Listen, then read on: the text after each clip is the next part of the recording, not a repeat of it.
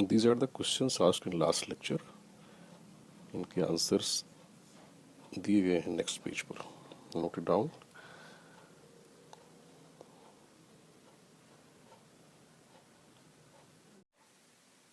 आज हम लोग फिर से इंटीग्रेशन पे ही मेनली फोकस करेंगे और उसका काइनेमेटिक्स में एप्लीकेशन करके जो इक्वेशन ऑफ मोशंस आती हैं सिंपल केस कांस्टेंट एक्सेलरेशन के लिए, उसको भी ड्राइव करने की कोशिश करेंगे। पिछले लेक्चर में इंटीग्रेशन को मैंने इंट्रोड्यूस किया था, उसमें बताया था कि इंटीग्रेशन एक ऐसा प्रोसेस जिसमें हम छोटी क्वांटिटीज का सम करते हैं, और इंटीग्रेशन का सिंबल कुछ दिया गया था इस तरह से। उसके अंदर स्मॉल क्वांटिटी यानी d x d y d z something like कुछ ऐसा लिखा रहेगा, साथ में एक फंक्शन और हो सकता है से वाई, और अगर ऐसा लिखा है तो it is pronounced as integration of y with respect to x, और y must be function of x, तभी हम इंटीग्रेट कर पाएंगे। डिफरेंट केसेस के लिए वाई के डिफरेंट फॉर्म्स के लिए मैंने कुछ फार्मूले बताए थे, और इंटीग्रेशन का जो बेसिक जस्ट है वो भी मैं रिकॉर्ड करा देता हूँ। मैंने ये भी बताया था कि इंटीग्रल वाई डी एक्स बराबर जरूर कोई न कोई एक्स का फंक्शन आएगा, क्योंकि वाई भी एक्स का फंक्शन है, और अगर वो फंक्शन एफ एक्स है तो इसका मीनिंग क्या था? मीनिंग ये था कि एफ का डेरिवेटिव, इस एफ का डेरिवेटिव होना चाहिए वाई। ये समझना बहुत जरूरी है। डेरिवेटिव, इसकी और फिजिकल मीनिंग क्या आएगी ग्राफ वगैरह से आगे देखेंगे। मोशन में पढ़ने से इसको और क्लियर होगा इंटीग्रेशन की मीनिंग। मोशन में जो एप्लीकेशन डिस्कस करेंगे, ग्राफिकल पार्ट पे आएंगे, उससे और क्लियर होगा। बट अभी केवल फार्मूले पे ध्यान देते हैं कि फार्मूला बस ये समझना है कि किसी भी इंटीग्रल की जो वैल्यू आएगी उस फंक्शन का डेरिवेटिव वो होना चाहिए जिसका हमने यहाँ इंटीग्रेशन किया है। और मैंने स्टार्टिंग ऐसे किया था कि 2x फंक्शन लिया था, 2x का इंटीग्रल x के रिस्पेक्ट में बताया था कि x square plus some constant ये आएगा, क्योंकि एक्स स्क्वायर प्लस सी का जो डेरिवेटिव होगा डिफरेंटली, सी अपने आप में एक कांस्टेंट है, ये कहलाता है इंटीग्रेशन कांस्टेंट, इसका डेरिवेटिव क्या आएगा? 2x आएगा। तो इसीलिए एक्स स्क्वायर प्लस सी का इंटीग्रल हो गया। फिर और रियलाइज कराया था, हमें पता है साइन एक्स का डेरिवेटिव कॉस एक्स होता है, दैट मीन्स कॉस एक्स का इंटीग्रल साइन एक्स आ जाएगा, राइट। ये तो मैंने इसलिए बताया कि just recall the concept of integration. और फिर मेन है इसके जो फार्मूले हैं उनको फिजिक्स में शुरू के 7-8 चैप्टर हैं, 6-7 चैप्टर हैं, उनमें सिंपल इंटीग्रेशन की जरूरत पड़ती है, लेकिन आगे आगे थोड़े से टफ इंटीग्रल भी आएंगे। मैंने कल के लेक्चर में कुछ टफ पार्ट भी बता दिया था, तो जिसको न समझ में आए ही शुड नॉट वरी। वो एलिमेंट्री जो रिजल्ट हैं, जैसे कि जो ज़्यादा यूज़ होते हैं, मैं उनको फिर से रिकॉल करता हूँ। एक्स की power N D X is equal to X की power N plus one upon N plus one. और इसकी एक ही कंडीशन थी कि N should not be equal to -1, otherwise meaningless हो जाएगा। नीचे जीरो आएगा तो मीनिंगलेस हो जाएगा। -1 का मतलब ये 1/x बन जाएगा। तो 1/x का इंटीग्रल अलग से बताया गया है। और रिकॉल करो 1/x किसका डेरिवेटिव होता था? 1/x डेरिवेटिव होता था ln x। ln x means log base e. इसको मैं रिकॉल कर देता हूँ, it is log base e, right. और ऐसे बहुत सारे फार्मूले मैंने, जिनके डेरिवेटिव हमें याद है, उनके इंटीग्रेशन भी ऑटोमेटिकली से होता है। सेक स्क्वायर का इंटीग्रल tan, क्योंकि tan का डेरिवेटिव हमें पता है सेक स्क्वायर होता है, राइट। अब ऐसे फार्मूलों की एक लिस्ट बनाई जा सकती है, वो लिस्ट भी मैं मे बी नेक्स्ट उसमें प्रोवाइड कर दूंगा, बट वो बुक्स में अवेलेबल होगी, you can note it down. इसके अलावा मैंने कुछ स्पेशल केस भी डिस्कस किए थे कि x की पावर n की बजाय, जैसे x की पावर n का इंटीग्रल, जो अभी मैं रिकॉल करा रहा हूँ, जो कल बता चुका हूँ, ये बहुत इंपॉर्टेंट है। ये थोड़ा टफ भी लगे तब भी याद रखना चाहिए। जैसे ये फार्मूले के साथ साथ मैंने ये बताया था कि x की प्लेस पर अगर ax प्लस बी हो जाए, ऐसे कुछ टीचर्स के मैंने लेक्चर देखे, उनमें ये चीज़ नहीं बताई गई है, और थोड़ा एलिमेंट्री बताया गया है, तो वो I think it is not proper. कम से कम जो जैसे आते हैं थोड़े हायर लेवल के भी क्वेश्चन में 11th में, वो हमें आना चाहिए उसका इंटीग्रल। तो इसमें मैंने x को रिप्लेस कर दिया है ax प्लस बी से। तो ये बताया था कि इसको हम x मान के ही इंटीग्रल कर दें, पुराने फार्मूले जैसा ये वाला फार्मूला है।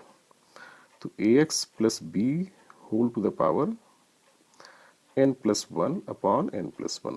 और उसके बाद मैंने सजेस्ट किया था कि इसमें जो x का कोफिशिएंट है उससे फर्दर डिवाइड करते हैं, दैट इज इंपॉर्टेंट पॉइंट। जिस पर एक एग्जाम्पल भी अभी दोबारा मैं रिकॉल करा देता हूँ कि इस दे दिया integral 3x plus 2 whole to the power 6 dx। तो इसको हम, ये a x plus b form का है, बी फॉर्म है, इसको हम x जैसा मान के x की पावर 7/7 वैसा लिखें, लेकिन x यहाँ लिखेंगे जो एक्चुअल में है अपॉन 7, और साथ में जो x का मल्टीप्लायर है दैट इज 3 वो मल्टीप्लाई कर देंगे यहाँ। दैट मीन्स ये आ जाएगा 3x plus 2 whole to the power 7/21। और इसी कॉन्सेप्ट को यूज करके मैंने साइन, जैसे साइन का डेरिवेटिव कॉस होता है, तो cos A x plus B का इंटीग्रल अब हमें निकालने आ जाना चाहिए। अगर कॉस एक्स सिंपली होता तो इसका इंटीग्रल होता साइन, क्योंकि साइन का डेरिवेटिव कॉस होता है, तो यहाँ साइन की बजाय, साइन एक्स की बजाय सिंपली आ जाएगा साइन एक्स प्लस बी। मतलब इसको एक्स मानकर ही इंटीग्रेट कर देंगे, फिर जो एक्स का कोफिशिएंट है उससे हम लोग डिवाइड कर देंगे। आई होप रिकॉल हो गया। ऐसे हम एक केस का और बताना चाहेंगे, डी एक्स अपॉन ए एक्स प्लस बी, तो ये लॉग में आ जाएगा, जैसे लॉग में आता था डी एक्स अपॉन एक्स का, तो ये a x plus b whole divided by ए।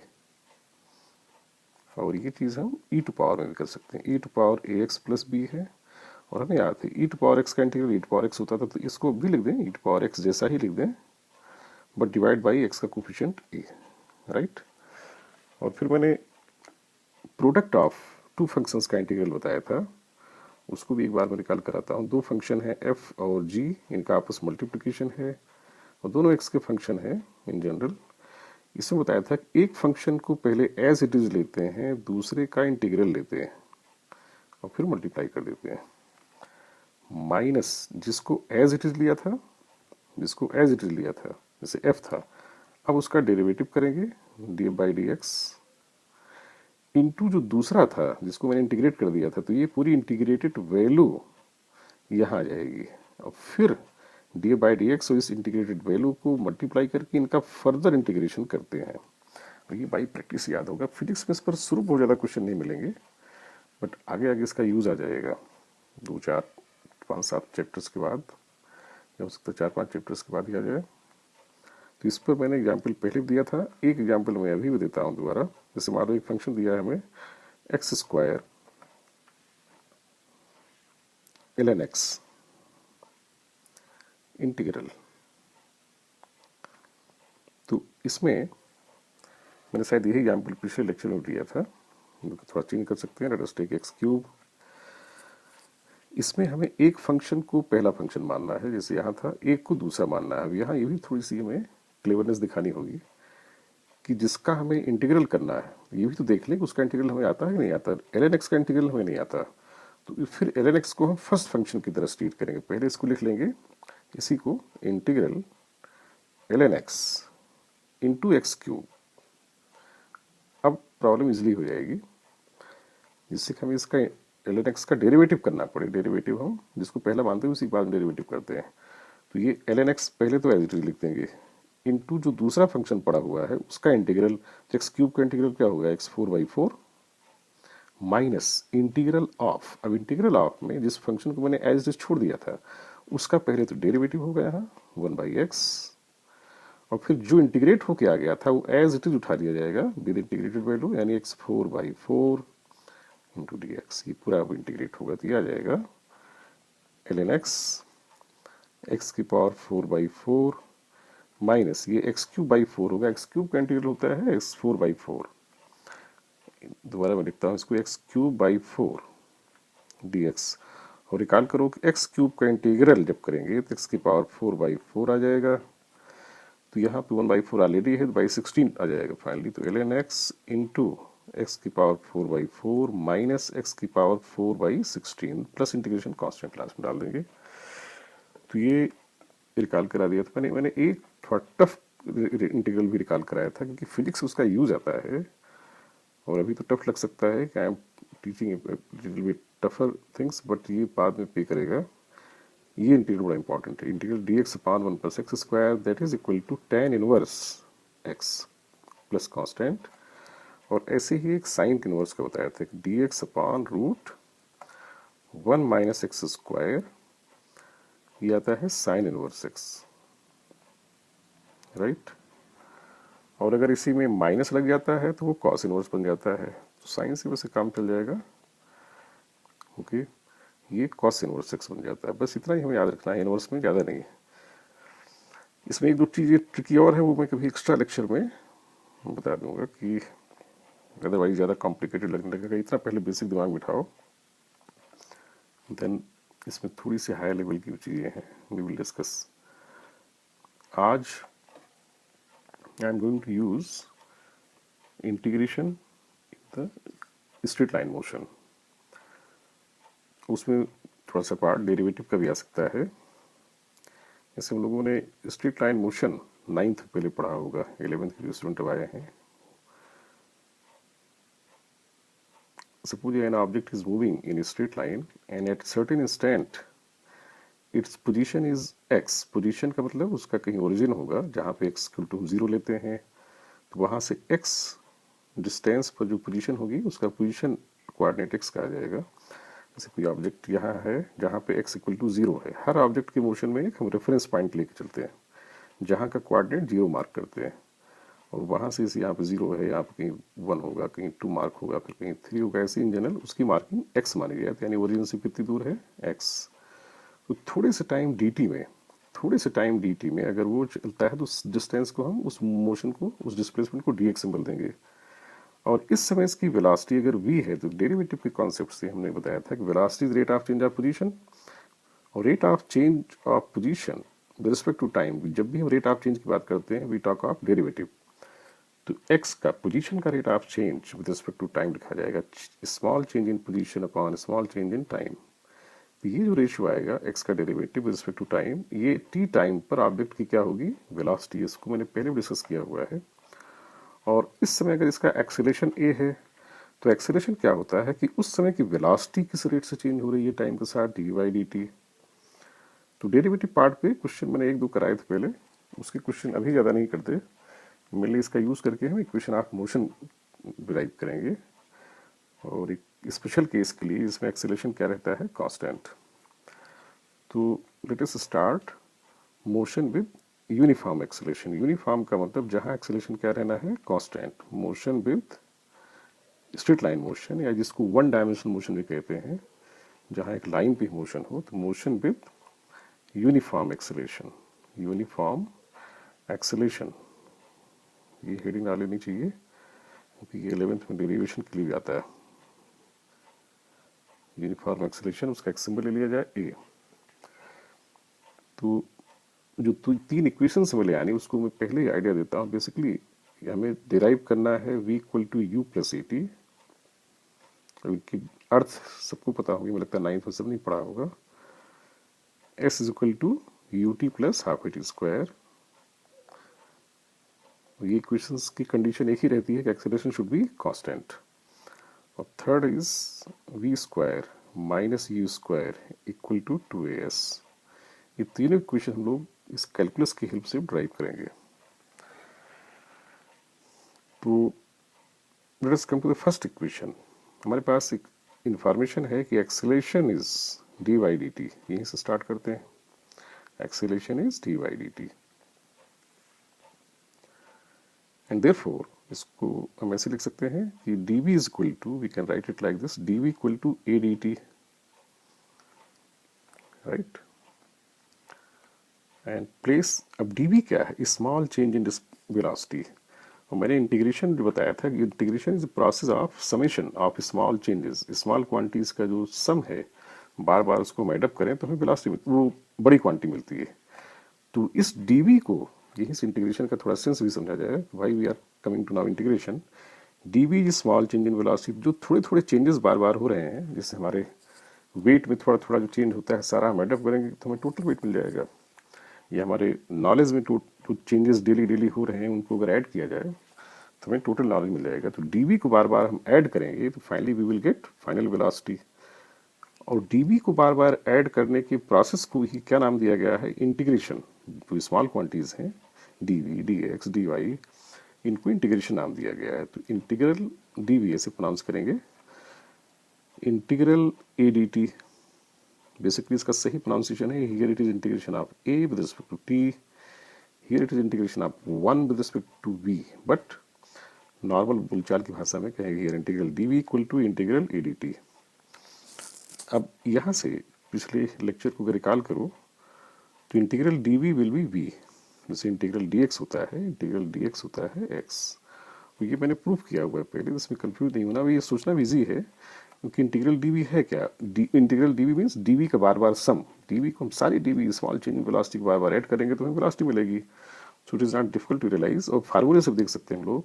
इसको मैंने एक्सप्लेन किया था कि यहाँ 1 को हम मान लें x की पावर 0 है, और जो x की पावर n के इंटीग्रेशन का फार्मूला है n 0 लेते हुए यहाँ जाएगा 0 + 1 अपॉन 0 + 1 तो x ही आ जाएगा। तो अब ये रियलाइज होना चाहिए जब भी इंटीग्रल 1 dv होगा या कुछ भी हो, इंटीग्रल 1 ds, तो 1 लिखा नहीं जाता, तो ये हमेशा ऐसा आ जाएगा, राइट। जो जिसका भी हम इंटीग्रेट करेंगे वही आ जाएगा, इंटीग्रल dv's भी आ जाएगा इक्वल टू। अब अगला स्टेप ये इंपॉर्टेंट है, इंपॉर्टेंट ये है कि ए हम बाहर लेंगे। क्यों बाहर ले पा रहे हैं? बिकॉज इट इज गिवन कि acceleration is constant, because we are discussing here motion with uniform acceleration a. और पिछले प्रॉपर्टी मैंने बता दिया था लास्ट लेक्चर में कि जब भी इंटीग्रेशन के अंदर कोई कांस्टेंट मल्टीप्लाइड होता है, कहीं भी किसी फंक्शन में कोई कांस्टेंट अगर मल्टीप्लाइड है c किसी इंटीग्रल में, integral of c into some function मान लो x² है dx, तो c को हम बाहर ले सकते हैं बिकॉज c इज कांस्टेंट। इस प्रॉपर्टी का फायदा लेंगे तो a हम बाहर ले लेंगे, इंटीग्रल dt। अब इंटीग्रल dt भी क्या हो गया t, जैसे इंटीग्रल dv भी आया था, तो इंटीग्रल dt। अब अगर स्कूल में आ जाए डेरिवेशन तो यू शुड राइट हियर, जिस समय अगले स्टेप पे आओगे यहाँ ब्रैकेट को लिख देना चाहिए because acceleration is constant, since acceleration is constant, इसीलिए हम इसको लोग इंटीग्रेशन साइन से बाहर ले पाए। ओके, तो फाइनली आ गया कि v equal to a integral dt। क्यों आ गया था? क्योंकि a इज कांस्टेंट। तो अगले स्टेप में हम लिख सकते हैं v equal to a integral dt is t, but मैंने पहले भी कहा है कि place integration sign, integration constant, place integration constant c। अब c को कैसे निकाला जाए? तो c को निकालने के लिए क्वेश्चन में हमें, मतलब इसमें यहाँ हमें ये मानना पड़ेगा कि शुरू में किसी इंस्टेंट पर वेलोसिटी की वैल्यू दी जाएगी। तो नॉर्मली यूजुअली एक हैबिट है कि इनिशियल वेलोसिटी, इनिशियल मतलब जिसमें हम टाइम को 0 मानते हैं, initial velocity is given symbol u। कब? At time t equal to 0। तो फाइनली हम ये तो समझाने के लिए लिख दिया मैंने, व्हाट वी विल से कि let velocity is equal to u at time t equal to 0, at time t equal to 0। तो अब इस रिजल्ट को हम यहाँ प्लेस करें इस इक्वेशन में, तो देयरफॉर वेलोसिटी की जहाँ है वैल्यू उसकी u डालें, तो u is equal to a into 0 plus c, therefore c की वैल्यू क्या आ गई u, एंड देयरफॉर आ जाएगा v बराबर v is equal to at plus u। इसको रीअरेंज करके हम लिख सकते हैं u plus at। So finally we have obtain the desired equation as v equal to u plus at, v is equal to u plus at। ये relation हमारा आ गया। अब किस कंडीशन में आया?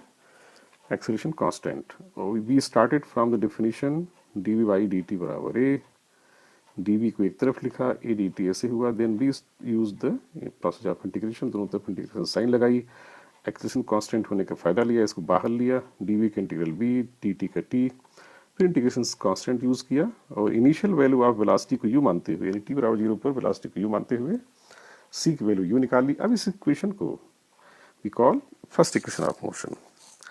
इसका इंटरप्रिटेशन बहुत इजी है। जब हम लोग एक्सेलरेशन की बात करते हैं, जैसे कहते हैं किसी का एक्सेलरेशन है 2 मीटर पर second square, that means velocity is changing every second by 2 unit. तो वेलोसिटी हर सेकंड में 2 चेंज हो रही है, तो 2 चेंज हुई, अगले सेकंड में 2 चेंज हुई, अगले सेकंड में 2 चेंज हुई, तो 3 सेकंड में कितनी चेंज होगी? 6। ऐसे 4 सेकंड में कितनी चेंज होगी? 8। 5 सेकंड में कितनी चेंज होगी? 10। तो t सेकंड में कितनी चेंज होगी? जब एवरी सेकंड a चेंज हो रही है तो t सेकंड में at चेंज होगी, राइट। जैसे किसी का वेट एवरी मंथ 1-2 kg बढ़ रहा है, तो 2 मंथ में 4 बढ़ जाएगा, 3 मंथ में 6 बढ़ जाएगा, 4 मंथ में 8, तो टी मंथ में कितना बढ़ जाएगा, 2 इंटू टी। तो वही चीज़ यहाँ है, एक्सेलरेशन का मतलब velocity is increasing by amount A every second. तो टी सेकंड में 80 बढ़ जाएगा। जब 80 बढ़ गई वेलोसिटी और पहले थी यू, तो कोई चीज़ जितनी पहले होती है और फिर उसमें जो चेंज आता है, दोनों मिलकर उसकी फाइनल वैल्यू हो गई। दैट इज डायरेक्टली इसको रियलाइज किया सकता है, बट स्कूल में चूंकि डेरिवेशन के लिए आता है, प्रोसेस मैंने एक्सप्लेन कर दिया, and you should know how to derive by method of calculus. इसको कहते हैं by method of calculus, derivation of first equation, right. अब इसमें let us come to the second equation. अभी मैंने बताया था कि जो किसी स्टैंड पर अगर डिस्प्लेसमेंट x है, तो थोड़ा सा जो डिस्प्लेसमेंट होगा dx इन टाइम dt, इनका अगर रेशियो लिया जाए तो dx by dt will be the rate of change of position with respect to time. और rate of change of position को हम कहते हैं उस समय की वेलोसिटी।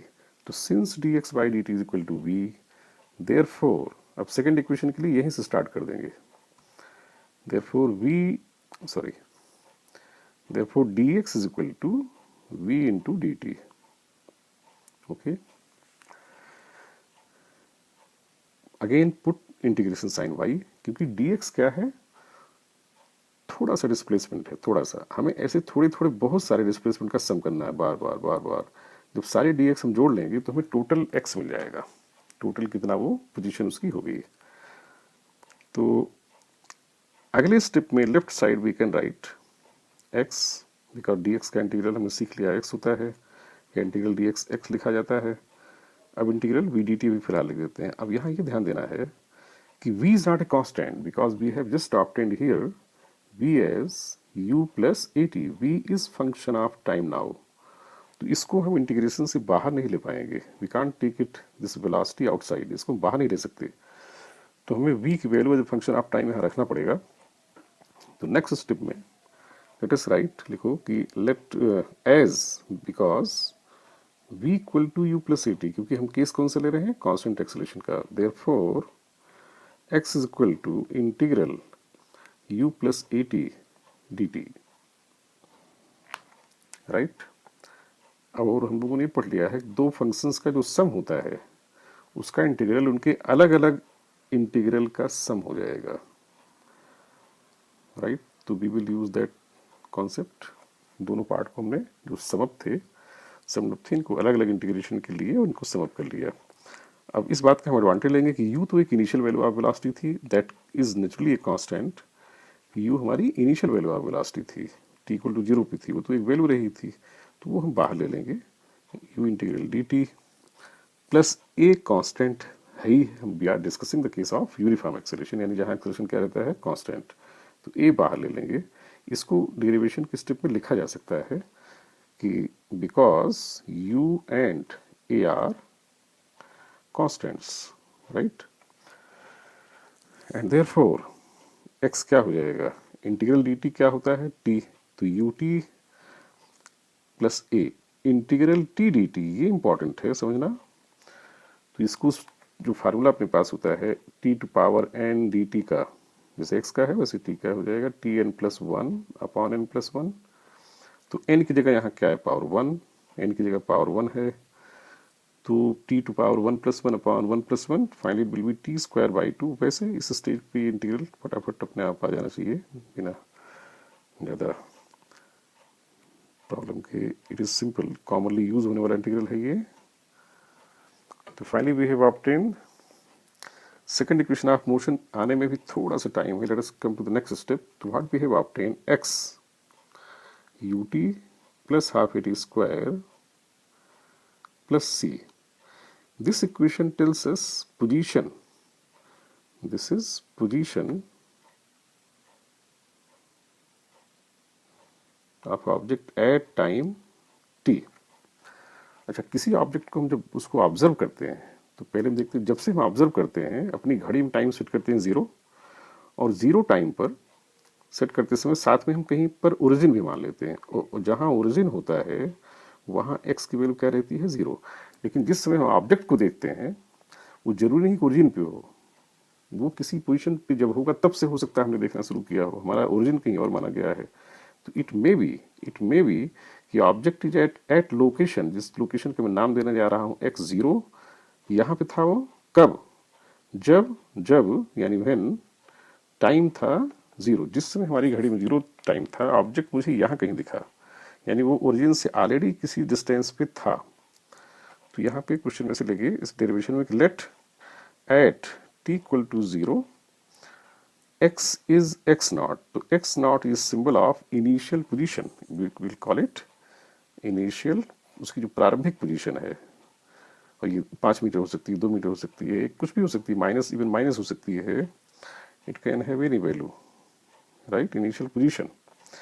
तो t इक्वल टू जीरो यहाँ डालेंगे, यहाँ डालेंगे, यहाँ डालेंगे, और जहाँ x है वहाँ x नॉट लिखेंगे, c की वैल्यू आ जाएगी, एंड देखो substituting this value in the above equation we will get x naught as 0 plus c, and therefore we have obtained the value of c as x naught। यानी यहाँ c का क्या rule है, c is like x naught क्या है, initial position।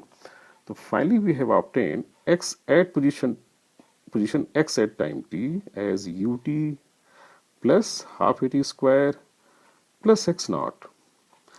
तो ज़्यादा proper symbol अब x का हमें लिखना चाहिए, बुक्स में भी ऐसे लिखते हैं, या नहीं भी लिखेंगे तो भी कोई problem, x as function of time at time t, it is more proper symbol. अगर नहीं भी t लगाते no problem, but it is more proper to write like this. तो ये हमें और क्लियर मैसेज देगा कि xt है क्या, this is the position, this is position at time t। तो ये आ गया। अब इसको मैं थोड़ा रीअरेंज करके लिखता हूँ, is equal to initial position x not plus, और यहाँ से वी कैन इजीली रियलाइज इसमें डिस्प्लेसमेंट क्या होगा। डिस्प्लेसमेंट 9th में जो डिफिनीशन पढ़ी होगी, डिस्प्लेसमेंट इज बेसिकली, डिस्प्लेसमेंट का सिंबल नॉर्मली हम लोग एस लेते हैं, डिस्प्लेसमेंट एस बराबर चेंज इन पोजीशन, पोजीशन कितनी चेंज हुई, कोई अभी कहीं बैठा है वहां से 2 मीटर आगे चला गया तो डिस्प्लेसमेंट 2 मीटर हुआ, लेकिन पोजीशन हो सकता है कोई बच्चा पहले x इक्वल टू 10 कोऑर्डिनेट पे हमें दिख रहा है, उसका पोजीशन कोऑर्डिनेट है 10, थोड़ी देर बाद उसका पोजीशन कोऑर्डिनेट हमें मिल गया 12, इसका मतलब क्या है, ओरिजिन से पहले 10 मीटर की दूर दिख रहा था, थोड़ी देर बाद ओरिजिन से हमें 12 मीटर दूरी पे दिख रहा है, दैट मीन्स वो डिस्प्लेस कितना हुआ, इतना डिस्प्लेस हुआ केवल 2। तो displacement is change in position. Displacement की एक डिफिनेशन और होती है, shortest distance between initial and final position. तो फाइनल और इनिशियल पोजीशन पे केवल ध्यान देते हैं डिस्प्लेसमेंट पाने के लिए, उसमें ये नहीं देखते कि बाएं दाएं कहाँ गया हो। तो displacement is equal to change in position. और ये कॉन्सेप्ट 9th पढ़ाएगी, इस पे और डिटेल में आगे डिस्कस करूंगा, अभी मैं इस इंटीग्रल पार्ट पे फोकस कर रहा हूँ मेनली। तो चेंज इन पोजीशन का मतलब, चेंज इन पोजीशन मीन्स बाद की पोजीशन, यानी position at time t minus position at initial time, यानी x इक्वल टू 0 पर, t इक्वल टू 0 पर। तो this is position at time t, this is initial position, इनके डिफरेंस को क्या कहेंगे, डिस्प्लेसमेंट। वैसे इसका थोड़ा मैंने डेरिवेशन स्लाइटली लेंदी किया है जानबूझ के, जिससे इसकी सही मीनिंग क्लियर हो, अदरवाइज सिंपल वे में कांस्टेंट को ना लगाते ऐसे ही directly ut plus half square आ जाता, उस पर हम छोड़ सकते थे, but to be more clear इसको ऐसे ही करना चाहिए। तो यहाँ से इस डिफिनेशन को यूज करते हुए अब देखा जाए xt माइनस x0, तो therefore displacement is equal to, अब इस xt में से x0 को माइनस करेंगे यानी चेंज इन पोजीशन, तो आ क्या जाएगा, ut plus half it square. This is the second equation of motion in A popular form. आजकल वैसे इस इक्वेशन को ज़्यादा यूज़ किया जाता है, जो कंपटीशन वगैरह में पूछते हैं, मेरे लिए इक्वेशन हमें आनी चाहिए लिखना। तो फिलहाल थर्ड, ये जो सेकंड इक्वेशन है उसमें जो डिस्प्लेसमेंट का पार्ट है, तो ये डिस्प्लेसमेंट था, इसको फील करना भी ईजी है। कोई चीज़ पहले इस पोजीशन पे थी, इतना शिफ्ट कर गई तो उसकी फाइनल पोजीशन हो गई initial position plus shift in position, कितना चेंज हुआ उसमें, राइट। तो अब इसी पे क्लियर करने के लिए, अगर कहीं पर लिखा हुआ है x position at time t बराबर से 5 plus 3t plus 4 into t square, अब यही बाई ऑब्जर्वेशन हमें दिख रहा है क्योंकि टी स्क्वायर के आगे कांस्टेंट है, तो मैं इसको उससे कंपेयर करूँ जो फार्मूला हमने अभी ड्राइव किया, x एट टाइम t होता है x not plus ut plus half it square. तो हम लोग इसको कंपेयर कर सकते हैं, दोनों फॉर्म एक जैसे हैं, तो यहीं से कई आसानी से कई चीज़ें निकल आएंगी बिना किसी मस्ट डिफिकल्टी के। पहले तो हम ये कंपेयर करेंगे कि टी स्क्वायर का कोफिशिएंट इस फार्मूले में क्या होता है, कांस्टेंट होता है, यहाँ भी कांस्टेंट है, तो पहले तो हम ये कहेंगे कि ये मोशन कैसा था, दिस मोशन इज यूनिफॉर्मली एक्सेलेरेटेड। कैसा है ये, यूनिफॉर्मली एक्सेलेरेटेड। और क्या है इसमें हमें मिल जाएगा, टी का कोफिशिएंट हुआ करता है इनिशियल वेलोसिटी यानी velocity time t equal to 0। तो इस मोशन का यू कितना है 3, a by to T square का कोफिशिएंट है, यहाँ टी स्क्वायर का कोफिशिएंट है 4, तो a by two is 4, that means a is 8, a equal to 8। तो हमें u मिल गया 3, एक्सेलरेशन कांस्टेंट मिल गया 8। तो t टाइम में डिस्प्लेसमेंट हम क्या लिख देंगे, डिस्प्लेसमेंट सिंपली ये वाला पार्ट है 3t प्लस, तो उसको हम ut plus half at square यानी 8 इंटू टी स्क्वायर, तो वही आ जाएगा 3t प्लस 4t स्क्वायर। और डायरेक्टली ऑब्जर्वेशन से हम यस लिख सकते हैं टी टाइम में कितना डिस्प्लेस हुआ होगा, राइट। अब रह जाती है थर्ड इक्वेशन ऑफ मोशन।